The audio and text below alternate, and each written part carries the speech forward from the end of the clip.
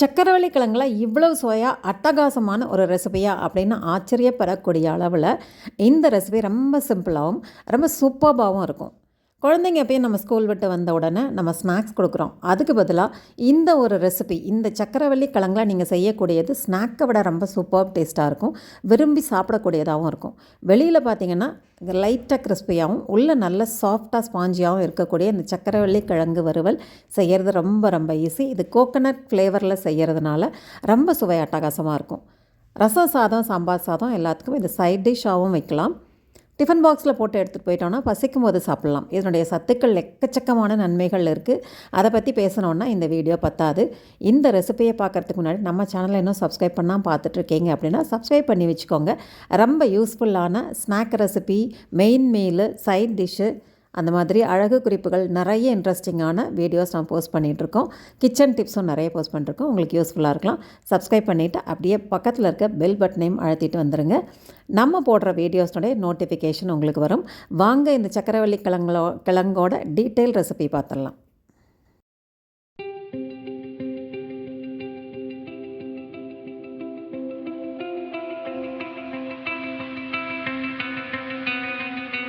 இப்போ ஒரு 1/2 கிலோ அளவுக்கு சக்கரவள்ளி கிழங்கு எடுத்திருக்கேன். அந்த சக்கரவள்ளி கிழங்கினுடைய தோலை லைட்டாக கத்தியில் சொரண்டின மாதிரி அப்படியே பண்ணிவிட்டு டேப்பில் நல்லா வாஷ் பண்ணிவிடுங்க. கம்ப்ளீட்டாக அந்த தோலை பீல் பண்ணி எடுக்கணுங்கிற அவசியம் இல்லை. இந்த அளவு எடுத்துட்டிங்கன்னா போதும். இந்த கிழங்கை அப்படியே வச்சுட்டு வட்டமாக ஸ்லைசஸாக கட் பண்ணிக்கோங்க. ஒரு 1/4 இன்ச்சு திக்னஸ் இருக்க மாதிரி, இந்த மாதிரி 1/4 இன்ச்சு திக்னஸ் இருக்க மாதிரி வட்டமாக கட் பண்ணிக்கோங்க. இந்த கிழங்கோட ரெசிபிக்கு இந்த மாதிரி வட்டமாக கட் பண்ணிங்கன்னா தான் ரொம்ப நல்லாயிருக்கும். அந்த சுவையும் ரொம்ப அட்டகாசமாக இருக்கும். இது மாதிரி எல்லாத்தையும் ரவுண்டாக கட் பண்ணி எடுத்துக்கோங்க. இதில் இந்த கிழங்குக்கு தேவையான உப்பு சேர்த்துக்கலாம். இதுக்கு அதிக உப்பு தேவைப்படாது. சக்கரவள்ளி கிழங்குலே கொஞ்சம் இனிப்புத்தன்மை இருக்கிறதுனால நம்ம உப்பு லேசாக போட்டாவே அது பேலன்ஸ்டாக இருக்கும். உப்பு லைட்டாக தூவிட்டு இந்த கிழங்கை ஸ்டீம் குக் பண்ணிங்கன்னா ரொம்ப நல்லது. உங்களால் ஸ்டீம் குக் பண்ண முடியலன்னா லைட்டாக தண்ணி தொளிச்சுட்டு மைக்ரோவேவில் வச்சு எடுக்கலாம். இது ரொம்ப சீக்கிரமாக வேகக்கூடியது. அதனால் இந்த சேர்த்த உப்பை நல்லா பெசரி விட்டுட்டு லைட்டாக தண்ணி தெளித்து நான் மைக்ரோவேவில் வச்சு எடுத்துகிட்டு வரேன். நீங்கள் இட்லி பாத்திரத்தில் மேலே வச்சு வேக விட்டாலும் போதும்.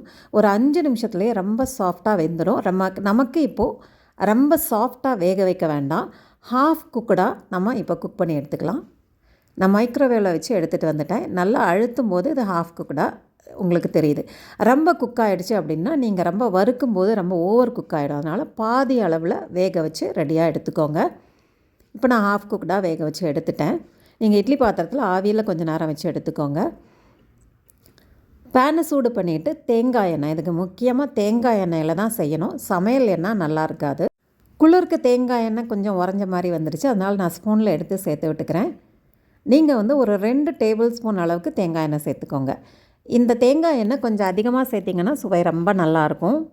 2 டேபிள் ஸ்பூன் சேர்த்துட்டு அந்த தேங்காய் எண்ணெய் காஞ்ச உடனே கடுகு, உளுந்தம்பருப்பு, சீரகம், 1 அல்லது 2 வரமிளகா சேர்த்து நல்லா பொரிய விட்டுருங்க. பொரிஞ்ச உடனே கருவேப்பிலை சேர்த்துக்கலாம். இப்போ நம்ம பாதி வேக வச்ச ஆவியில் வேக வச்சு வச்சுருக்கோம் இல்லையா சக்கரவள்ளி கிழங்கு, அதையும் சேர்த்துட்டு மிதமான தீயில் நல்லா ரோஸ்ட் பண்ணி எடுக்க போகிறோம். மீடியம் ஃப்ளேமில் ரோஸ்ட் பண்ணிக்கோங்க.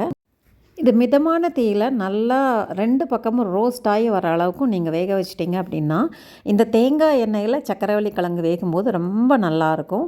நீங்கள் மூடி போட்டு கூட வறுத்து எடுத்துக்கலாம். இது தீஞ்சு போகிறதுக்கு வாய்ப்பே இல்லை. மீடியம் ஃப்ளேமில் வச்சிங்கன்னா நல்லா ரோஸ்ட் ஆகி வரும். இது சமைக்கிறது ரொம்ப ரொம்ப ஈஸிங்க. ரொம்ப சிம்பிளாக செஞ்சிடலாம். இது ஓரளவு ரோஸ்ட் ஆனவுடனே பெப்பர் தூவிக்கோங்க. இந்த பெப்பருக்கும் ஒரு ஸ்பெஷல் டேஸ்ட் இருக்குது. அந்த தேங்காய் எண்ணெயில் வறுத்துட்டு பெப்பர் தூவி சாப்பிடும்போது இதோட சுவை ரொம்ப எக்ஸ்ட்ரீம் டேஸ்ட்டாக இருக்கும். நீங்கள் ஒரு தடவையாவது செஞ்சு பார்த்துட்டு இதோட சுவை உங்களுக்கு பிடிச்சிருந்தது அப்படின்னா எனக்கு கமெண்ட் பாக்ஸில் சொல்லுங்கள். இது எல்லாருக்கும் கண்டிப்பாக பிடிச்ச சுவை தான். எல்லா இடத்துலையுமே உதவக்கூடியது. இது நம்ம ஸ்நாக்காகவும் சாப்பிட்லாம், சைட் டிஷ்ஷாகவும் சாப்பிட்லாம். நம்ம ஏற்கனவே சொன்னது போல் இந்த டிஃபன் பாக்ஸில் கொடுத்து விட்டுட்டிங்கன்னா சாப்பாடை விட இந்த சக்கரவள்ளி கிழங்கு தான் சாப்பிடுவாங்க. இந்த சக்கரவள்ளி கிழங்கு நிறைய சாப்பிடும்போது உங்கள் உடம்புக்கும் நிறைய நன்மைகள் வருது. நம்ம விரும்பி சாப்பிடக்கூடிய ஒரு பதார்த்தமாகவும் இருக்குது. இந்த சக்கரவள்ளி கிழங்கு வறுவல் ரொம்ப ஈஸியாக செஞ்சுட்டோம். நீங்கள் செஞ்சு பார்த்துட்டு எப்படி இருந்ததுன்னு சொல்லுங்கள். இந்த வீடியோவை நிறைய பேருக்கு ஷேர் பண்ணிக்கோங்க. ரொம்ப யூஸ்ஃபுல்லான ரெசிபியாக இருக்கும். ரொம்ப சிம்பிளான அட்டகாசமான ரெசிபி. உங்களுக்கு பிடிச்சிருந்ததுன்னா அப்படியே ஒரு லைக் பண்ணிக்கோங்க. வீடியோவை ஷேர் பண்ணி விடுங்க. நிறைய பேருக்கு யூஸ்ஃபுல்லான டிப்ஸாக இருக்கலாம். சுவையை ரசிக்கலாம் வாங்க. தேங்க்ஸ் ஃபார் வாட்சிங்.